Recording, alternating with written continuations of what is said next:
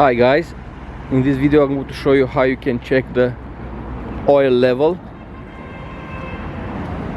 for this VW Touareg, the 2003, between 2003 and 2010 model. So it's quite easy. I have a 2.5 diesel engine, and on the right over here, this yellow thing you have to take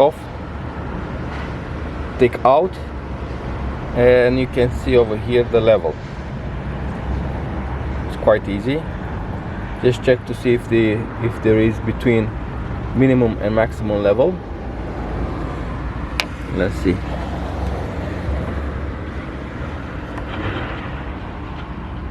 So yeah, in my case is the maximum level, almost the maximum level.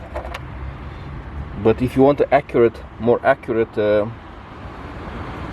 check, just clean up this measurement and put it again in the engine and take it off, and you can see better what is your oil level in your car. So thank you for watching, and please subscribe.